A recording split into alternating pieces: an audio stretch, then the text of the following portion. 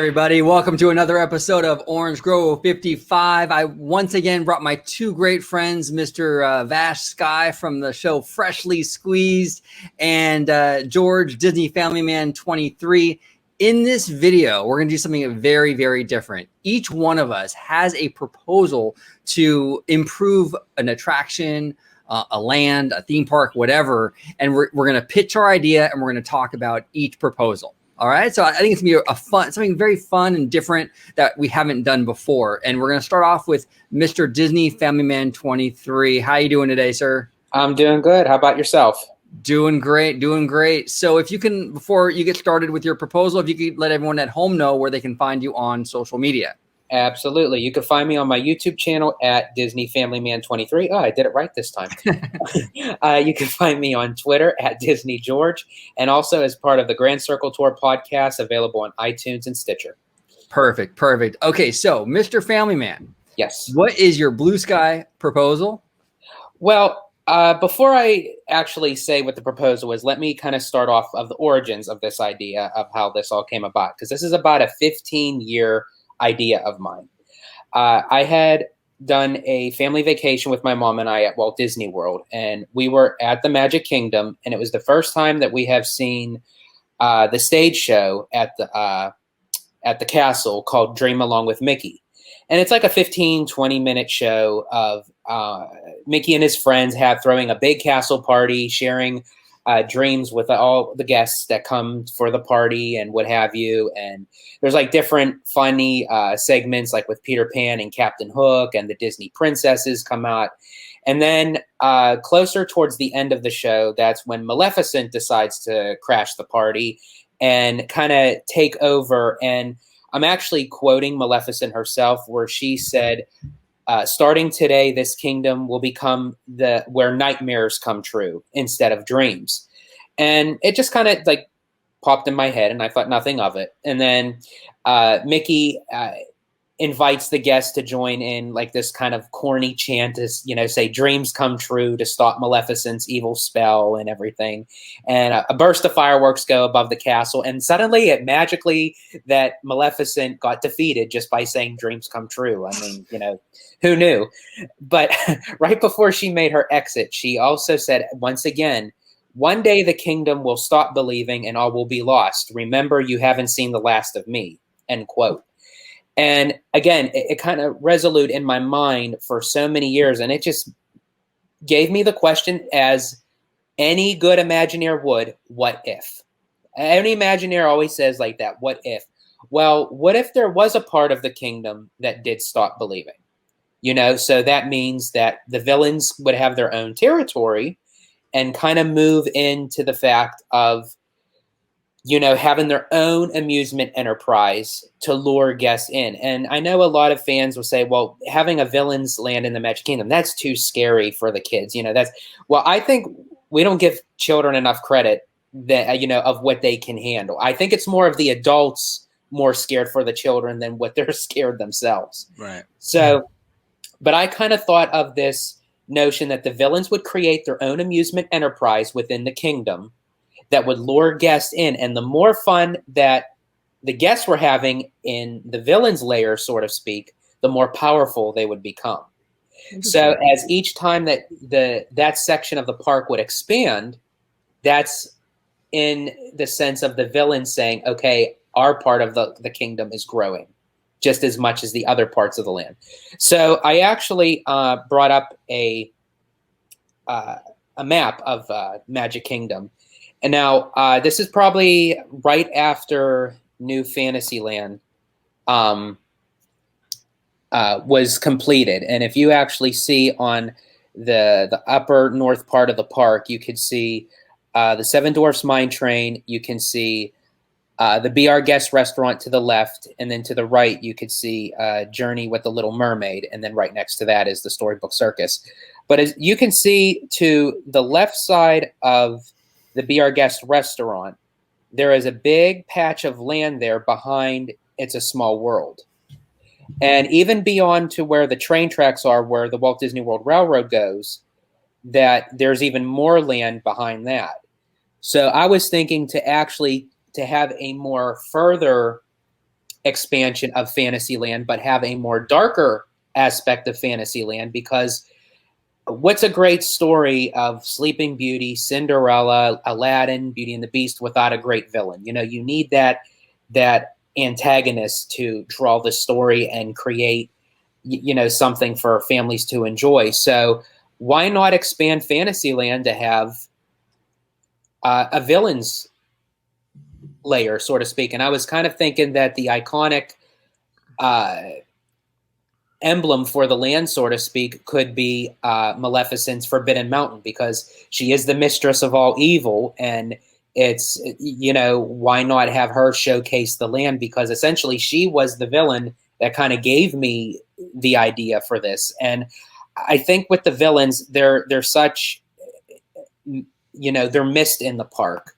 You know, they're more of a side type of thing, where it's like you have like the meet and greets, or they're in some of the shows or the parades or what have you, but they don't have a permanent home in the parks where you can say, hey, you know, let's go check out the villains. You know, I mean, they may have like certain parties, like for the Mickey's Not So Scary Halloween party or the villains after hours event, but I would love to see something showcasing the villains. And a couple of attractions within the land I was thinking of was sort of a Cave of Wonders type of roller coaster, where you're actually in the magic carpet, but it's more that the track is suspended, so you don't actually see yourself riding the track, so it makes you have that sensation of flying.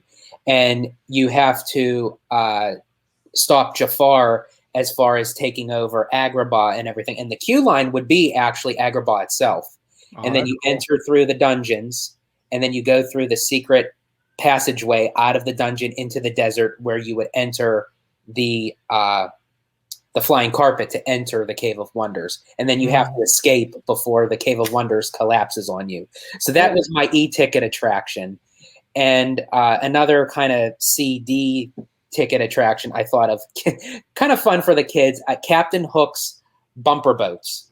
So it's sort of like where you have these little mini pirate ships that you bump other pirate ships. You have a little cannon where you could squirt water at the ships, and it makes the ship spin. And surrounding that, you have actually Neverland. So it's like you're riding around Neverland in a little mini pirate boat. And then you would have like a restaurant and possibly like a dungeon where you can make your own candy apple, you know, as far as like the poison apples from Snow White. So it's more it's sort of like a play on where, you know, you have these villains, but it's nothing too dark, too creepy, but something that the whole family could enjoy. I love it. I love it. And I think that you hit the nail on the head, George, when you said that kids can handle more. Like a lot of time, and this is my big criticism with the next generation of animation at Disney, is that they are too afraid to go too dark. Everything needs like that, like joke or that silly sidekick, you know, along the way. And I think Black Cauldron really kind of, not to use a pun, but kind of spooked them a little bit, because that was a very dark film. And ever since then, they've kind of shied away from it. But yeah, I love that idea. The villains are integral to that Disney experience. I think it would be fantastic. VashSky, what are your thoughts on a villain-themed land at the Magic Kingdom? Well, you know, George, there have been many, many villains concepts drawn up at WDI. So this is not you know, I would say this is very much original, but the actual concept itself has been kind of mulled over for quite some time. There were in one of your parts you used kind of Maleficent's mountain. There was a concept for like the Chernobog mountain, the bald mountain that you see in Fantasia, be one of the kind of the attractions that lead you forward into the land. And there was a concept for Shanghai's Pirates of the Caribbean, that boat system that they have, where it can kind of move horizontally and side to side, back and forth, and so forth. That was actually created for a villain's concept, where you would have the villains would invite you in. You'd go on kind of a leisurely boat ride, and there would be, you know, something would obviously go wrong, Ursula's tentacles could try and grab your boat, and you'd actually be pulled back using that technology and system and so forth. So I really do like this idea. I think it's a great concept. The villains, they're so fun. They're so iconic. They provide some great storytelling opportunities, some great themes. So yeah, I'm fully excited about this. I'm fully on board. One thing that would be kind of cool, George, for this idea is to sort of borrow from Disneyland's Fantasmic a little bit. We have a really cool dragon, fully fleshed out. It's basically like a giant animatronic dragon. It's Maleficent, and it seemed like your land is really kind of inspired, or it uses Maleficent as like a linchpin, in regards to the entire area, right? So why not have the dragon, like similar to the one you see at Disneyland during Fantasmic, come out from out of the rock work or from this little town every few hours and roar, maybe blow fire in the air. Well, that would be like an aesthetic thing when you're in the land and it kind of pops up. It would be kind of similar. I mean, it would be even cooler actually than the Gringotts dragon, because this would be like, it would move and like come up behind the town and like, kind of interact a little more. That would be kind of cool, I think. Yeah, I kind of had that idea, not with the dragon, because that would actually be really cool as far as like within the Forbidden Mountain where you would have Maleficent as a dragon. My initial thought was actually, Vash, when you had mentioned Bald Mountain, was have Bald Mountain, and then at night, not where it's really timed with the fireworks, because you would have too much going on at once, but at a certain separate time, have at the peak of the mountain where you have an oversized animatronic of Chernobog where he's crept inside his wings, but when night falls, he comes alive. The audio animatronic moves at the top of the mountain, and the whole mountain comes alive where he kind of brings up the spirits, and the whole mountain just kind of animates with him for like maybe like a 5 or 10 minute little mini show. And then you hear like the sounds of the church bells in the distance, and then he just kind of closes his wings after the show is done. So I think that would be a perfect way to cap off the day at a villains section of the park. Well, when Florida doesn't have the Haunted Mansion holiday like we do here in Anaheim. Yeah. So this area that you're proposing, George, like to have a villain area, something like a Jack Skellington attraction or something like that could work there. And it would be kind of cool because it would be different than what we have in Anaheim. It could be more of a permanent fixture at Magic Kingdom. I know technically, I don't know what you would even consider Jack Skellington. I don't think he's necessarily a villain. He's kind of more like naive or misunderstood, I guess. I don't really know, but I think he would still fit aesthetically and kind of, in that land. That'd be kind of cool.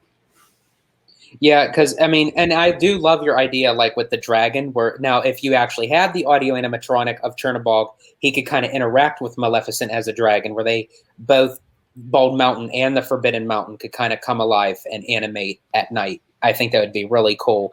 And then there was another kind of a corny attraction, is I know it's more like of a carnival type of theme ride, but it would be amped up, where what they used to call like the spider ride.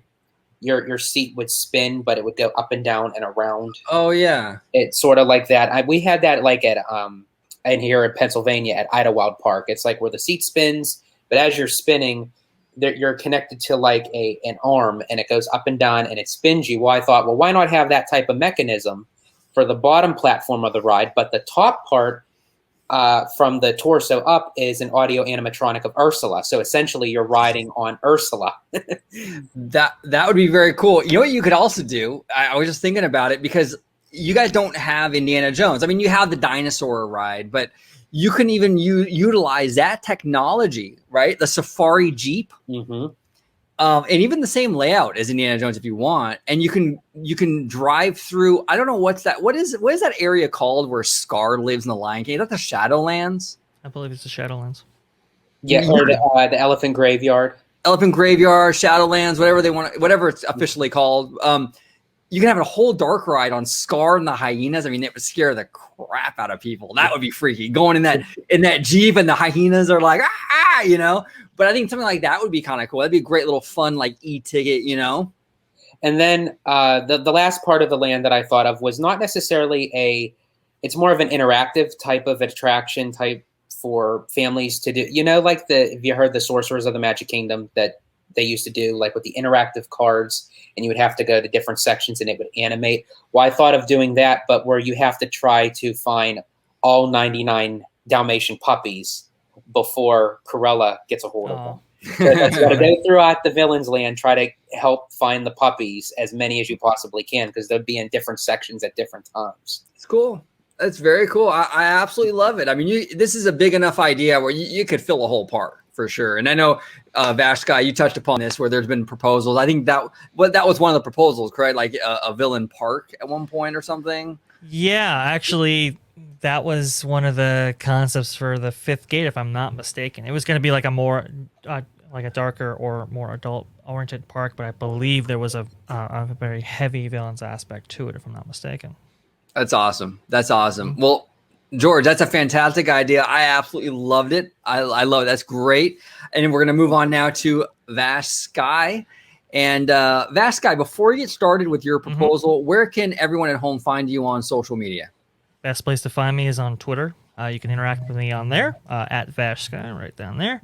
And then as far as videos to watch, I'm on your channel at Freshly Squeezed, your source for fresh and juicy info, squeezed fresh right from the Grove. So best places to find me.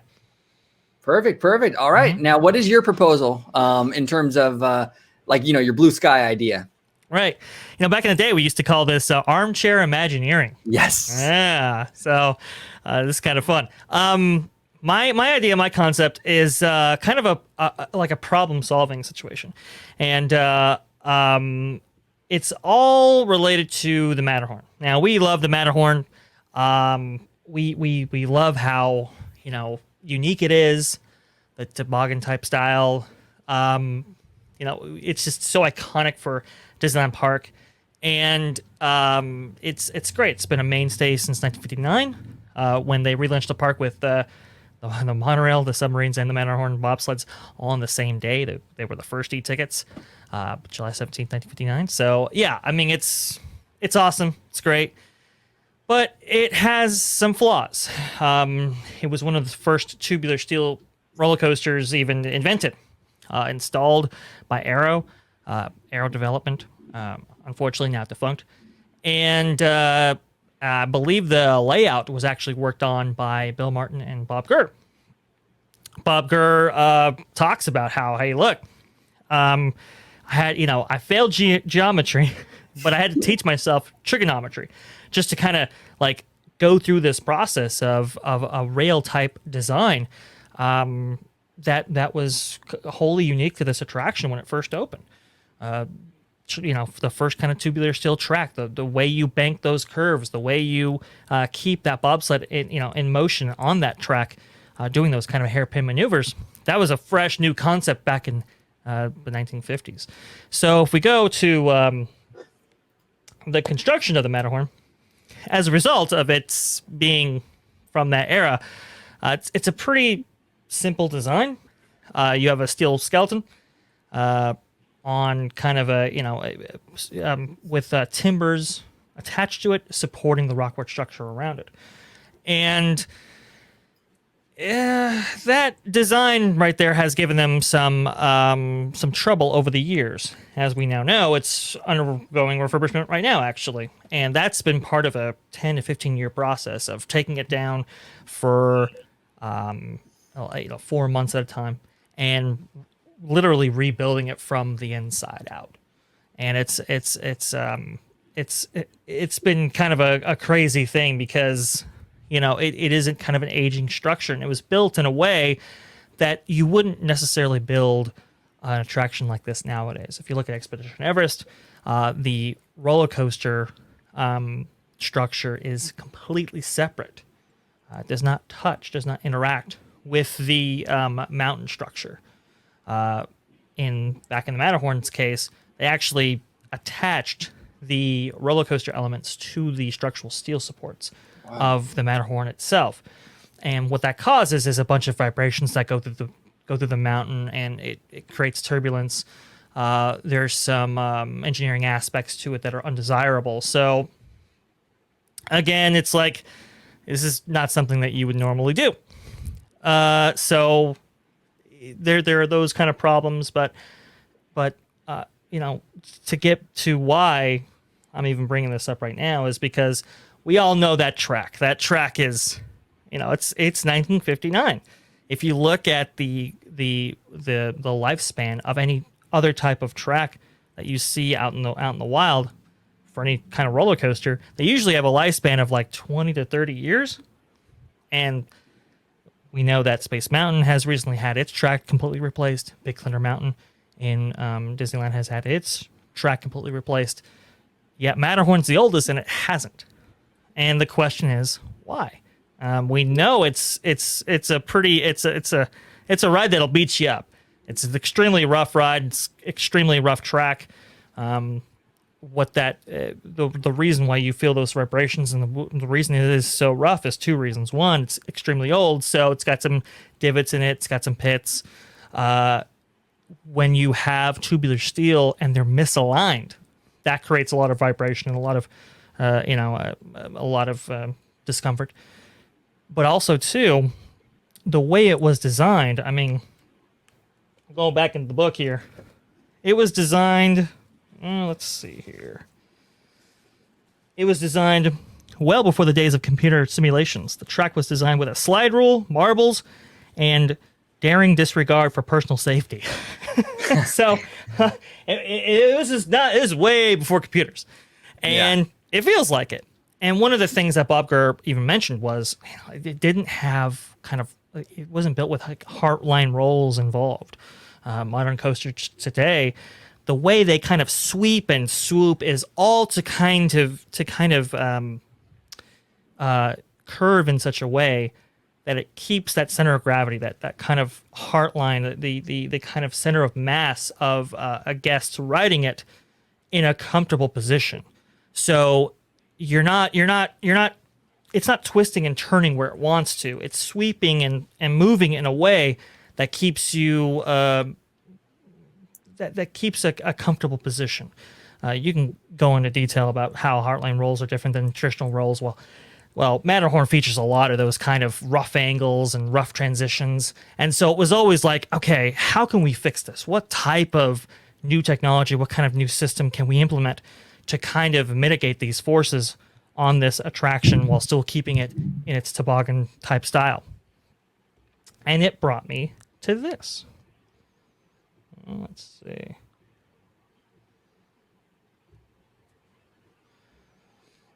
This is a single rail concept by a company called Rocky Mountain Construction. Rocky Mountain Construction they're out of, I think, Idaho. They've been in the business since the mid 2000s, and what they really specialize in is converting old woody roller coasters to hybrid coasters, and they do this with their kind of patented I-beam style track.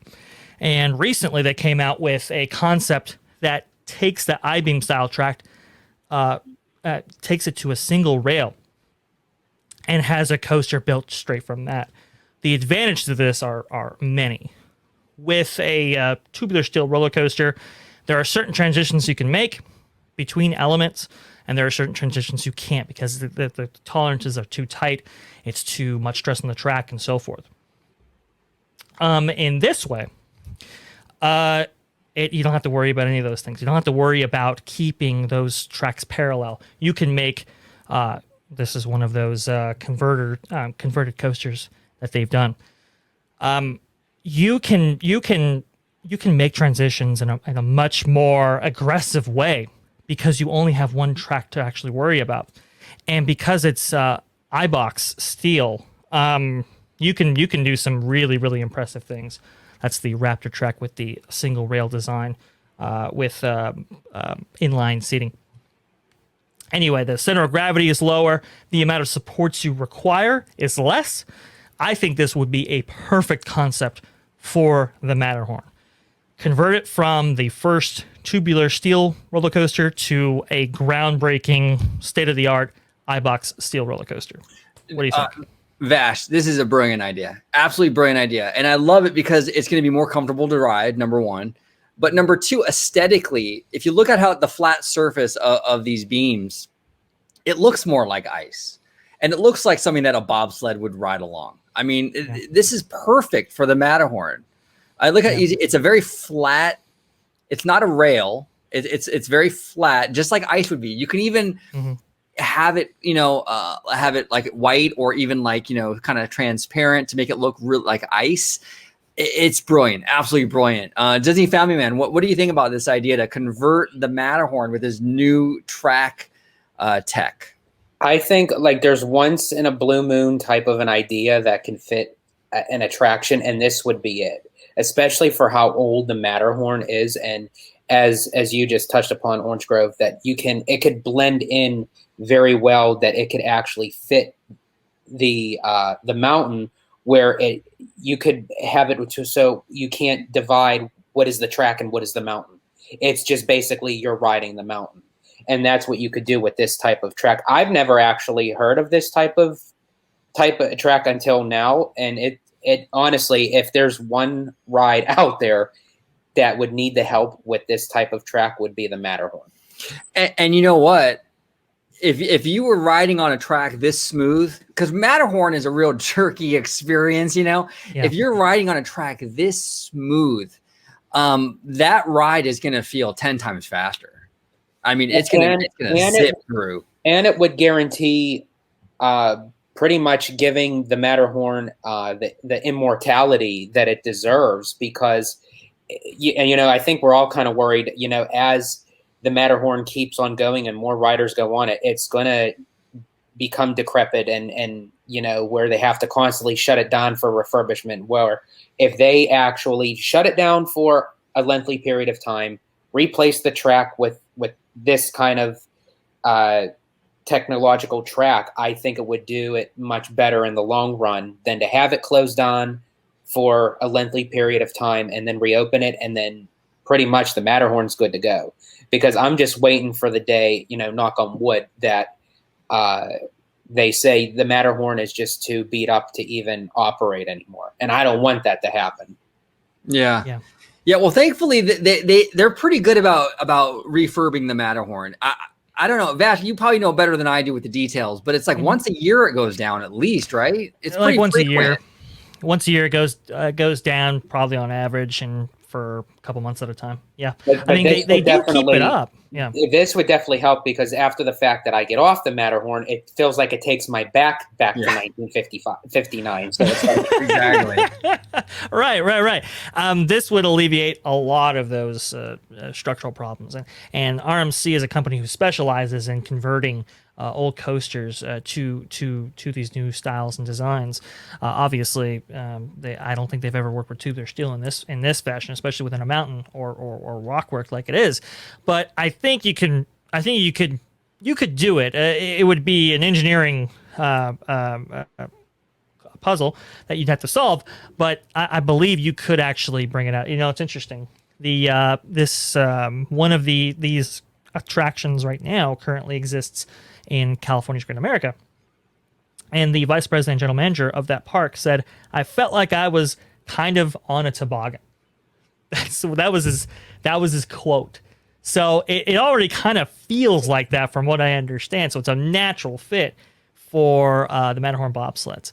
There have been concepts over the years about, okay, well, what if we outright replace the Matterhorn with a kind of newly constructed mountain, not so dissimilar to the technology that we used with Expedition Everest? And, that kind of went back and forth, and it was, man, in that instance, they would have constructed a new mountain, let's say behind Storybook Land, taking up the Fantasy Fair area and so forth, and then having it be constructed at the time that the Matterhorn was still operating. And then, obviously, when that's open, the Matterhorn would be, as we know, it would be retired, and that would be the new Matterhorn. They opted to instead rebuild it from the inside out over this kind of long, extended period of time. But even then, you still have the original track. You still have the original problems that are inherent, that are kind of baked into the cake at this point for the Matterhorn. And I think this would overcome them quite beautifully. Yeah, no, this is brilliant. This is a great solution. This is a perfect blend of like keeping the nostalgia of the Matterhorn, but just making it better. You're not taking away from the experience. You're adding to it. You're keeping the attractions old school. You're giving it longevity, life going forward. Absolutely love it. Absolutely love it. If anyone from Disney WDI is watching, this is what you do. This is it. I got your solution right here. Gonna be a while. It's gonna take some engineering magic, but you guys can do it. You guys can figure it out. That was fantastic. I love it. Absolutely love it. So now I'm gonna give you guys my what I would do if I was in charge and I can improve any part of these parks. What I would take a bulldozer to is Pixar Pier. Pixar Pier. Yes, I would take a bulldozer to Pixar Pier. I don't hate the area, but I think it's poorly planned. And this isn't a Chapek issue, and this isn't even a Bob Iger issue. This was an Eisner problem. The design of this land was a problem from day one. It was a mistake to have a coaster that you can see through acting as a berm that's supposed to block out the outside world. It never made any sense to me. It was just not a good idea. So what I would do, this is going to cost some money. So Chapek, get the wallet out, buddy. I'd go this route. More of a port, California port, seaside community village, whatever you want to call it. Very similar to the American waterfront at Tokyo Disney Sea. So yeah, this is going to cost a lot, but this is we're blue sky in here. So Chapek better pull out those funds from those Target stores. Yeah, exactly. Those licensing fees. So yeah, this is what I would want. And now this is a cool thing because the American waterfront at Tokyo Disney Sea already has a Toy Story area that's very reminiscent of Pixar Pier. So you can keep elements, I guess, of it. Maybe a certain area around where Midway Mania is to have it look very similar to this, this segment right here. And then, but the overall area though, like when you look across the bay, you would see something more like this. I would get rid of the roller coaster. I would get rid of the Ferris wheel and all the carnival rides and build something more like this. Now, I would probably maybe housed in a mountain like this or something like that, put some sort of roller coaster to sort of fill the void that getting rid of the Incredicoaster would leave. I think fans would want something to replace that. So maybe like a heavily themed indoor coaster in a big mountain range in the back, something like that. Another thing too that I would do is see these boats right here. I would like to see, because right now, and here I'll actually, you guys are familiar with the World of Color. Let me see here. I'm gonna show you something real quick. Oh, go ahead. No, you'd keep the theme still at Pixar, correct? That's coming up. Because you have to please the executive, so you're gonna have to have some sort of IP to it. Yeah, otherwise it's never gonna get done. But these things right here, okay. Mm-hmm. These are the projection houses for World of Color, so they're needed. You need these, Yeah. But I always thought that these were really, really random and awkward. You don't ever see this kind of these lighthouses like this in any real world design. Okay. So perfectly in a perfect line, like 4 in a row. That's really weird. Okay. So my suggestion to replace this would be, let me show you. It's interesting. You never see those in the real world for a reason. They just recently degraded completely. So they had to be switched out. Oh, wow. Yeah. I mean, and they've always looked really awkward and weird to me. It just doesn't seem like a natural thing for the lagoon. Correct. What I would suggest for the lagoon and to house the projection machines would be something more akin to like this, a boat. You would have a boat out there. You could have a really long boat and house maybe 3 or 4 of them in the boat. I don't know what this is called. Is this called the hull of the boat right here underneath? Yes. I don't know. I guess, yeah, the hull of the boat you can house. If you have a long enough boat, you can make it whatever length you want. We can house 3 or 4 projection machines in there. Very easy to hide. And that can be your projection house for World of Color. It would look like this. So that's basically what I would do. I would just make it more of a port. Now, Disney Family Man 23, you mentioned, what IP is it going to be? Are you going to keep Pixar? Yeah, you kind of have to keep Pixar because, again, the executives aren't going to go with this idea if you don't. You got to have some sort of IP attached to it. But I would change the approach. Right now, Pixar Pier looks like Pixar just threw up all over the seaside pier. It's just color on color on color. It's kind of obnoxious in a way. I would like to see a Pixar, like maybe like a port Pixar or something along those lines, where the Pixar elements are integrated into the architecture and the designs, but it's more subtle. And a perfect example of that would be how they handled this right here. Yeah, McDuck's Department Store. It's an IP. It's themed to Scrooge McDuck, but it's not like a in your face, like, Scrooge McDuck, it's very subtle, right? It's classy. I like that. I would do stuff like that along the pier, have like, Bing Bong's department store, or, Woody's, fine dining, whatever, but it basically would be like that. But the signage and everything would be very respectful of that port kind of energy and vibe. So that's what I would do. And plus, on top of that, I mean, if you have a big mountain like this in the background, or even like a big, like at Disney Sea, they have on the American waterfront, that big Queen Mary kind of ship. Even just if you have about to say. Yep, have one of those behind the land, and that can block out the real world, something like that. I think this would be a great alternative to Pixar Pier. What do you feel, Vash? What are your thoughts on this idea?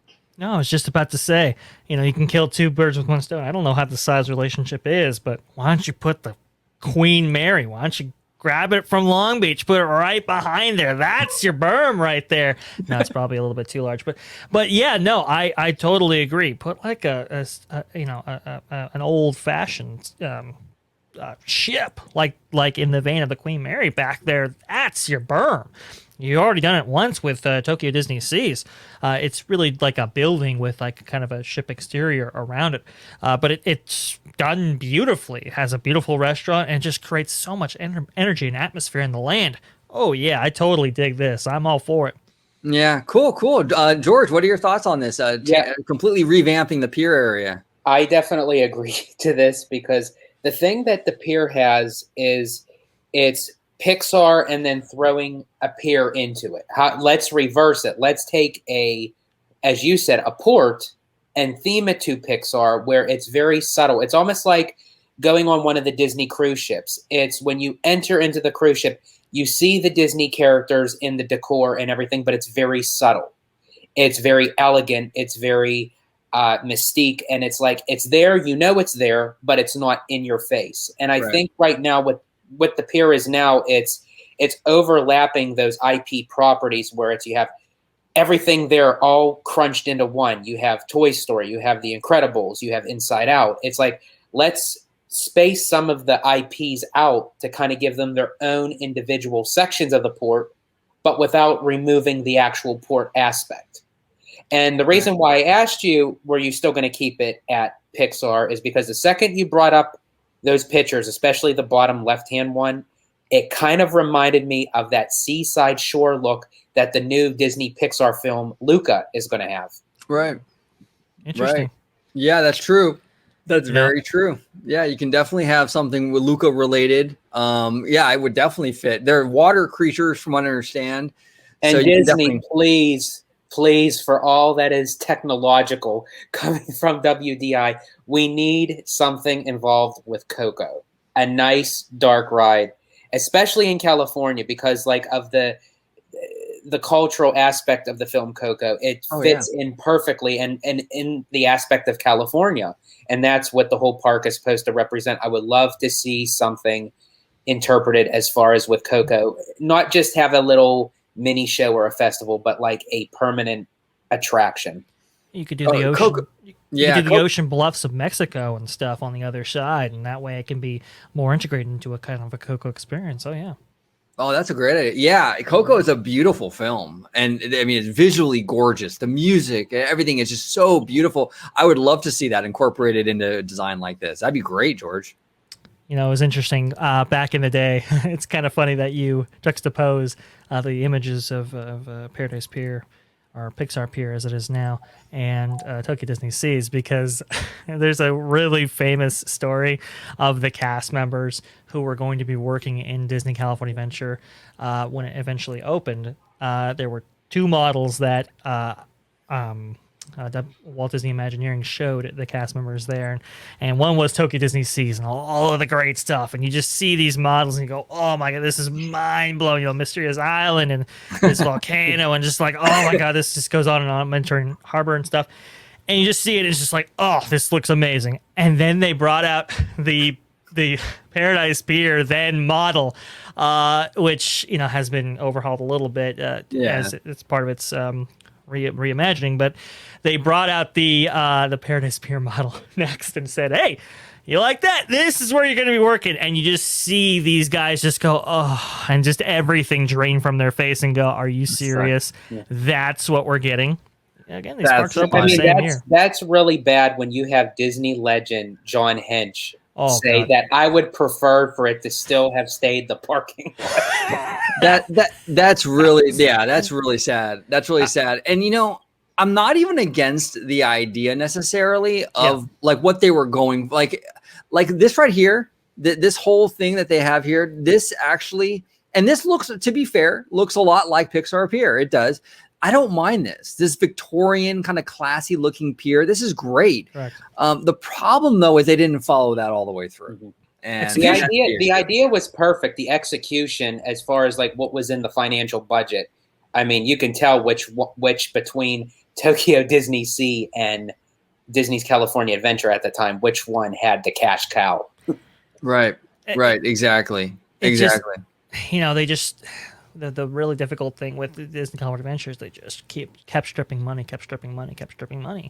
And that ended up in some areas downtown Disney. Some of that ended up in Grand California. But there was just, the theme park was almost like an afterthought, and it kind of really showed. They've enhanced that so beautifully in so many areas of that park. But I think Pixar Pier, as it was known, Paradise Pier, I think it just still remains one of those, like, we could do better than this. Like, it's just not, it's still, there's some things lacking at it. So I love this concept. This is great. Yeah, we'll see. Maybe we'll eventually get something like this. I'm hoping, we'll see. I don't know. Because if you really look at the entire map of DCA, you have Cars Land, you have Buena Vista Street, you now have Avengers Campus, where you're starting to see those lands take shape and create an alternate theme, where with Pixar Pier, it just basically received a Band-Aid. That's basically, it was just like a cover-up, just a retheming. You're taking an old coaster, which, don't get me wrong, I'm a thrill junkie. I love myself a good coaster. Don't get me wrong. But I mean, even with The Incredibles is such a great story, a great franchise. And to just kind of throw the theme of The Incredibles onto this coaster and have these Jack lollipops sticking up out of the track. I mean, it's like, come on. It's like Imagineering could do so much better. Well, and if you're going to do The Incredibles, use the IP of The Incredibles, but lean into that carnival seaside pier thing. Like they did it perfectly with Midway Mania. It's Toy Story, but they're in that seaside world where you can do the same with Incredibles, where it's like the strongman competition funhouse vibe, right? And it can be very much kind of like kind of similar to like the design work you see like in Mr. Toad, or more, better yet, the Pleasure Island kind of energy from Pinocchio or something like that, and you can do that vibe, but have The Incredibles kind of telling that story. But instead, they went with this like mid-century look. And it's like very, very meta, like where they're like actually at like a amusement park, and it was just, I don't know, it was just weird. It's weird, and the track stayed the same. I mean, literally, the track didn't change a bit. I mean, at least they could have thrown in some incredible colors, like maybe some gold, some red, some black, like bring the track alive or something. And you kind of still see like this dirty kind of off-white track, and it's like so unappealing where it's like just throwing the Incredibles on it. Yeah, to your point there, You can put lipstick on a pig, it's still a pig. That's kind of where what happened there. Look, let me be fair here. I love Incredicoaster. That track design, that kind of that layout is, it's so good. But the way they went about it, like you said, OG, I mean, it's just like they put like a mid-century modern beachfront kind of property next to this kind of very Victorian looking kind of 19th, 18th century Toy Story Midway facade. It just, I don't know, it just doesn't work. And then, like you said, George, they did all this work and then they didn't repaint the track. And so it's still like the same kind of rusted out track that they, had before. And there's some elements that they didn't paint. It just looks, I mean, it's, it just feels half-baked. Yeah, and it's sad because there's a lot of elements within Pixar Pier that I think were actually a step up. I think Lamplight Lounge is 1,000 times better than Ariel's Grotto was. I like that whole idea of like an artist lounge. It's kind of a sister restaurant to like 1901, which focuses on Walt Disney and his artists. Lamplight is more about Pixar and those artists. I love that. I love the new entrance with the new Pixar Pier signage. A lot of the promenade area looks fantastic, but when they got to the Incredicoaster, the budget just fell out the bottom. They just completely cheaped out on it, and it was like you said, it was half baked. It didn't work for me at all. Yeah, I agree with you. The first part when you first walk into the entrance of Pixar Pier is perfect. That doesn't need touched at all. I dined in the Lamplight Lounge one time, and it made me feel like that if I was in the Pixar studios, that's where they would dine. You see like all this artwork everywhere and all this, concept for these films and what have you. And I love that. And as you said, where the promenade is and everything. And then as you come around past the abominable snowman treats down that curve, and it's like right when you hit into the pier, it's like kablam. It's like everything is just, I think you had mentioned, Orange Grove, that it's like Pixar just threw up. Well, that's what it is with the Pixar ball umbrellas. That's like this like yellow, red, like it's just too much. And that's what I love about this that they did at Tokyo, because they're using IP, but it's infused in there where it's like it's respectful to the theme. Yeah, it's not obnoxious, throwing it in your face. It's like I could walk down New York or something and see a department store that looks very similar to this. It's very respectful of the architecture and the surroundings.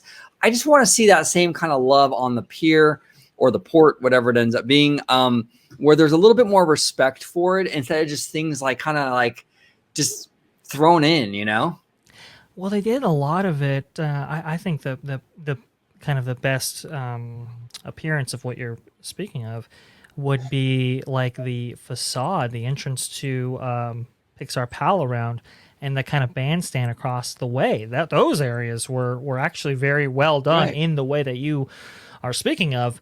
I think Lamplight approaches that pretty close, but there are just some aspects that are just like, where does this at all fit in? I mean, I love the inside out area, but as far as a cohesion with the rest of the land, it doesn't quite work in the way that they maybe thought of. And then to bookend that with Incredicoaster, it's just all over the place. That there really does need they need to hone in on the theme that they were going for, rather than just go out in all these kind of crazy directions with this IP.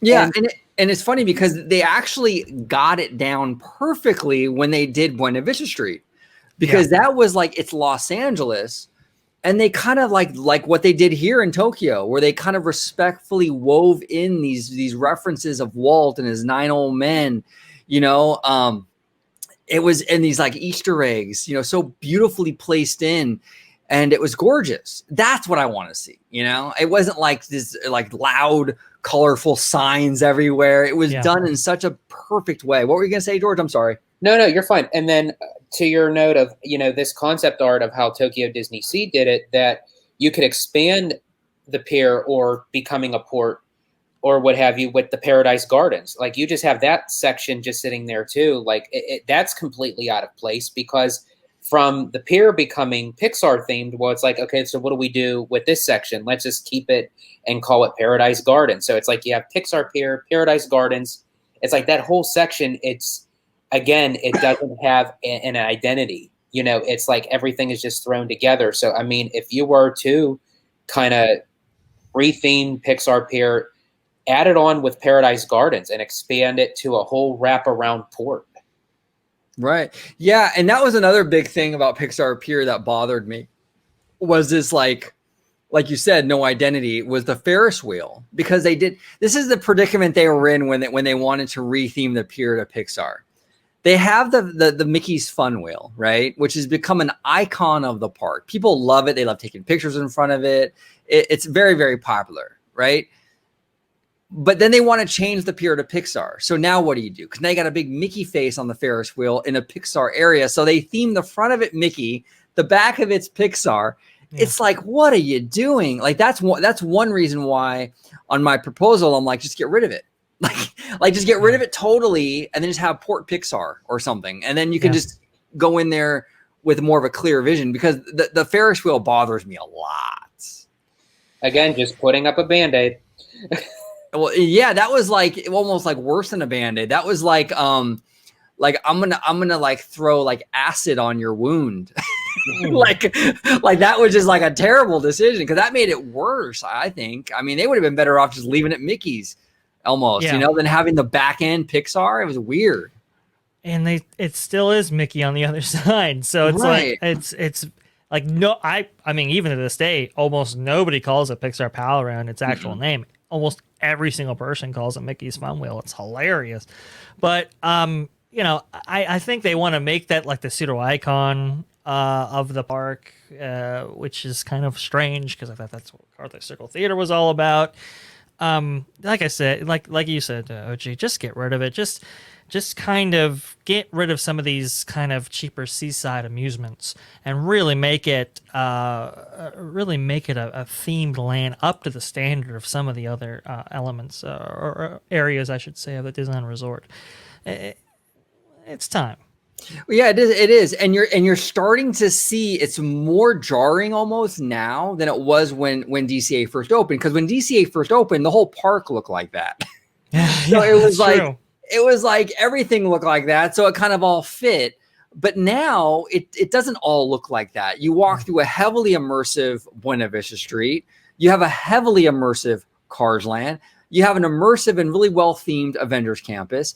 There's areas now that are really, really well done. And then when you turn the corner and you go to Pixar Pier, it's like, whoa, it like hits you in the face. It's much more jarring now than it was even 20 years ago. Well, let me ask you guys this, because this Pixar Pier change came before COVID, obviously. So was this a financial cop-out by the company of, not even want to put out funds to try to make this section of the park better? From what I understand, and then I'll go to Vash on this. From what I understand, it was kind of a move by John Lasseter, because like Marvel was moving into the park and it was going to displace Bugs Land.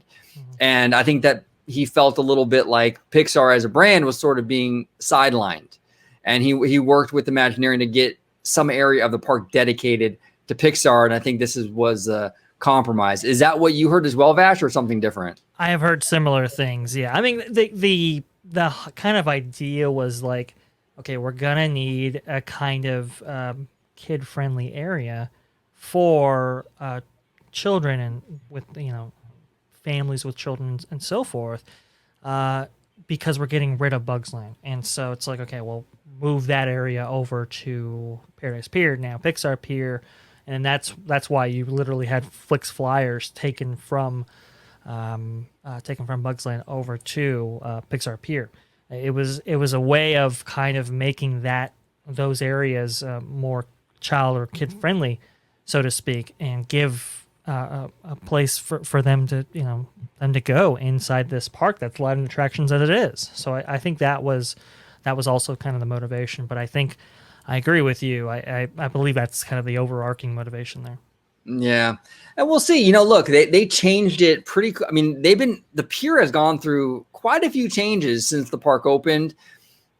there's probably more changes coming, and maybe the changes coming will be a lot more positive, and it will really tie things together, and we'll see. You know, it's possible. I mean, we have a great park head right now with Josh Damaro. I think he really understands the parks. We'll see. Maybe that's something that he wants to do eventually, is tackle that pier area. You know, I think the two remaining pieces of the park that really kind of can bring it all together is the remaining portions of Hollywoodland and Pixar Pier. I think if you get those down really, really high levels and high quality and so forth, I think it'll be an amazing park as part of an amazing resort. Yeah. Well, thank you both for coming on and sharing your ideas. This was fun, man. This was very, very different. We've never done this before. I thought that was a really good time. Love your idea, George, of the villain land at the Magic Kingdom. I love your concept, Vash, with that new technology for the Matterhorn to give it kind of longevity going forward and kind of keep it fresh. Great ideas all around. Comment below. What do you guys think about the ideas we proposed? And what do you think of, like, what are your ideas? Like, if you were to change an attraction or a land, comment below. I'm going to start off with you, Vash, to close it out. Where can they find you on social media? Best place to find me, interact with me, is on Twitter at VashSky right there. And best place to see me is on Freshly Squeezed on your channel, where we, it's your best source for news and information squeezed fresh right from the Grove. That's where I'm at. So that's where you can find me. Perfect. Mr. Family Man, where can they find you on social media, sir? You can find me on YouTube at, I screwed it up. I almost had it. DisneyFamilyMan23 on YouTube. Also on Twitter at Disney George, and as part of the Grand Circle Tour podcast on iTunes and Stitcher. Perfect. Thank you both for coming on, and thank you all for watching, and have a wonderful, wonderful day. Bye-bye, guys.